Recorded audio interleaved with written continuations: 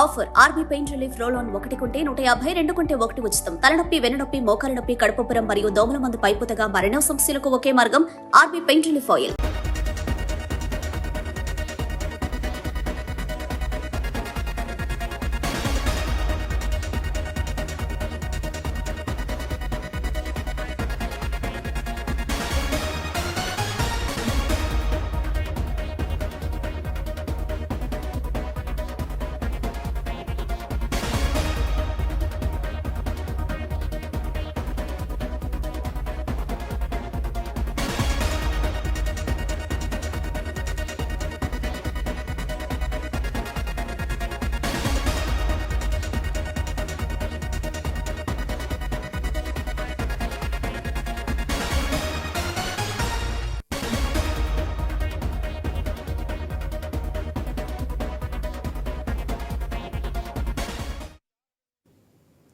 శాసన మండలిలో రగడ కొనసాగుతుంది. మండలి సభ్యులపై సీఎం రేవంత్ రెడ్డి అనుచిత వ్యాఖ్యలు చేశారని ఆరోపిస్తూ ఆయన క్షమాపణలు చెప్పాలని పొడియం దగ్గర వచ్చి నిరసన తెలియజేశారు బీఆర్ఎస్ ఎమ్మెల్సీలు.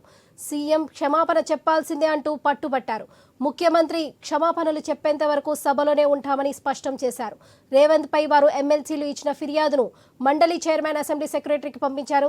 వ్యాఖ్యలపై సీఎం రేవంత్ సభలో వివరణ ఇస్తారని మంత్రి జూపల్లి హామీ ఇచ్చారు.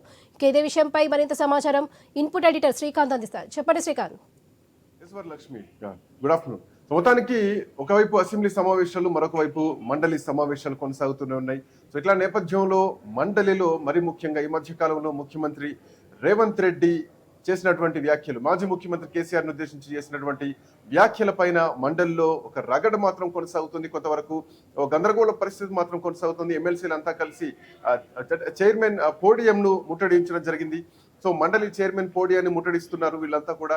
అంటే దీంట్లో భాగంగా ముందు నుంచే అంటే ఒక ప్రిపరేషన్ తోనే రావడం జరిగింది. మండలికి ఎంటర్ అవడంతోనే నల్ల కండువాలు ధరించి ఎమ్మెల్సీలంతా కూడా మండలిలోకి హాజరయ్యారు. సో మండలిలోకి ఎంటర్ అవుతున్న క్రమంలో, హాల్లోకి వస్తున్నటువంటి క్రమంలోనే మార్షల్స్ అంతా కూడా ఎమ్మెల్సీలను అడ్డుకోవడం జరిగింది. సో ఇట్లా నేపథ్యంలో అక్కడ మార్షల్స్ తో కూడా కొంతవరకు ఒక ఉద్రిక్తమైనటువంటి వాతావరణం మండలి సభ్యులకు ఎదుర్కొంది, ఎమ్మెల్సీలు ఎదుర్కొన్నారు. సో ఇట్లా నేపథ్యంలో మీకేం అవసరం మీ నిరసన తెలుపుకోవడానికి నల్ల కండువాలతో వస్తే వచ్చినటువంటి ఇబ్బంది ఏంటంటూ కూడా కొంతవరకు మార్షల్స్ తోటి కూడా గొడవకు దిగారు ఎమ్మెల్సీలు అంతా కలిసి.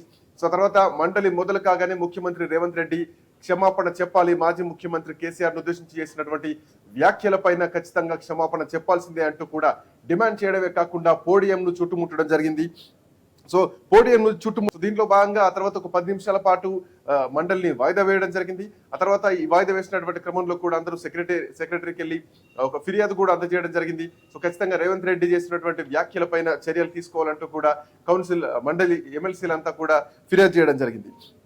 సో ఇట్లా నేపథ్యంలో ఈ ఆందోళన చేస్తున్నటువంటి క్రమంలో అక్కడ ఎమ్మెల్సీలు కొంతమంది కూడా కీలకంగా ఉన్నారు. దాంట్లో మరీ ముఖ్యంగా భానుప్రసాద్ రావు గాని, తాత మధు గాని, సత్యవతి రావు గాని వీళ్ళందరూ కూడా నిరసన వ్యక్తం చేస్తున్నటువంటి క్రమంలో మార్షల్స్ వాళ్ళని అడ్డుకోవడం జరిగింది. మార్షల్స్ కి ఎమ్మెల్సీలకు మధ్య తీవ్రమైనటువంటి ఒక వాగ్వాదం జరిగింది. సో దీంట్లో భాగంగా మంత్రి జూపల్లి ఇన్వాల్వ్ కావడం జరిగింది. ఖచ్చితంగా ముఖ్యమంత్రి రేవంత్ రెడ్డి మండలికి వచ్చి ఎక్స్ప్లెనేషన్ ఇస్తారు, వివరణ ఇస్తారంటూ కూడా కొంతవరకు సద్దుమణిగించే ప్రయత్నం అయితే జూపల్లి చేయడం జరిగింది. సో ఇట్లా నేపథ్యంలో అంటే ఎట్లా ఉండబోతోంది? సో నల్ల కండువాలతోనే ఎమ్మెల్సీ అనే హాల్లోకి ఎంటర్ అయినటువంటి ఎమ్మెల్సీలు జూపల్లి చేసినటువంటి ప్రకటన తోటి ముఖ్యమంత్రి రేవంత్ రెడ్డి దానికి ఎక్స్ప్లెనేషన్ ఇస్తారు అంటూ కూడా చెప్పడం జరిగింది. ఓవరాల్ గా సభ మాత్రం ప్రస్తుతానికి ఒక గందరగోళమైనటువంటి పరిస్థితుల్లో మాత్రం కొనసాగుతున్నటువంటి క్రమంలో జూపల్లి వ్యాఖ్యలు అంటే జూపల్లి కొంతవరకు సద్దుమణిగించే ప్రయత్నం అయితే చేయడం జరిగింది. సో ఇట్లా నేపథ్యంలో నెక్స్ట్ ఎట్లా ఉండబోతుంది అనేది మాత్రం వేచి చూడాల్సినటువంటి అవసరం ఉంది. సో నల్ల కండువాలతోటి నిరసన వ్యక్తం చేస్తున్నారు. గతంలో ఎప్పుడు కూడా ఇంత తీవ్రంగా జరగలేదు. సో ప్రస్తుతానికంటే ఇప్పుడు అధికార పక్షం చూసుకున్నా కానీ, ప్రతిపక్షం చూసుకున్నా కానీ చాలా అంటే ఒక ప్రధాన ప్రతిపక్షం అధికార పక్షం మధ్యలో ఎట్లా ఉండాలి అసెంబ్లీ అనేది కూడా ఈ మధ్య కాలంలో మనం చూస్తూనే ఉన్నాం. బట్ ఇట్లా నేపథ్యంలో ముఖ్యమంత్రి రేవంత్ రెడ్డి అంటే ఏదైతే రాష్ట్రానికి సంబంధించినటువంటి అప్పుల విషయమే కానీ, రాష్ట్రం దివాలా తీసినటువంటి విషయాలే కానీ, కాళేశ్వరం ప్రాజెక్ట్ సంబంధించినటువంటి విషయాలే కానీ చాలా వరకు అప్పుల్లో కూరుకుపోయినటువంటి సందర్భాల్లో ముఖ్యమంత్రి రేవంత్ రెడ్డి ఈ మధ్య కాలంలో ప్రెస్ మీట్ పెట్టి అసెంబ్లీ సమావేశాలకు కల్వకుంట్ల చంద్రశేఖరరావు హాజరు కావాలంటూ మాట్లాడినటువంటి మాటల్లో కొంత పరుష పదజాలను ఉపయోగించి రేవంత్ రెడ్డి మాట్లాడడం జరిగింది. సో ఆ వ్యాఖ్యలకు ఇప్పటికే బీఆర్ఎస్ పార్టీ నాయకులంతా కూడా, మాజీ ఎమ్మెల్యేలు కానీ, బీఆర్ఎస్ పార్టీ అధికార గణం కానీ అందరూ కూడా వాటికి కౌంటర్స్ రియాక్షన్ ఇస్తూ ముఖ్యమంత్రి రేవంత్ రెడ్డిని అంటే విమర్శిస్తూ మాట్లాడడం జరిగింది. బట్ ఈ రోజు అటు అసెంబ్లీలో చూసుకున్నా గానీ ఇటు మండలిలో చూసుకున్నా గానీ ఒక ఉద్రిక్త వాతావరణం కనిపిస్తోంది. ఒకవైపు అసెంబ్లీలో 6 గ్యారెంటీలకు సంబంధించి అమలు అంత ఈజీ కాదు, ప్రజలకు ఇచ్చినటువంటి హామీలను నెరవేర్చలేకపోతోంది అంటూ కూడా అటు వలరాజేశ్వరరెడ్డి లాంటి కీలకమైనటువంటి నాయకులు ఎమ్మెల్యేలు మాట్లాడుతున్నారు బీఆర్ఎస్ పార్టీ నుంచి. మరోవైపు మండలిలో మాత్రం ముఖ్యమంత్రి రేవంత్ రెడ్డి కేసీఆర్ ను ఉద్దేశించి చేసినటువంటి వ్యాఖ్యలకు క్షమాపణ చెప్పాలంటూ డిమాండ్స్ వినిపిస్తున్నాయి. సో ఇట్లా నేపథ్యంలో ప్రస్తుతానికి ఒక ఉద్రిక్తమైనటువంటి వాతావరణం మాత్రం కనిపిస్తోంది. దీంట్లో మంత్రి జూపల్లి కలుగజేసుకొని ఖచ్చితంగా ముఖ్యమంత్రి దీనిపైన ఎక్స్ప్లెనేషన్ ఇస్తారంటూ ఒక క్లారిటీ మాత్రం ఇవ్వడం జరిగింది Varalakshmi. Right Srikanth, thank you.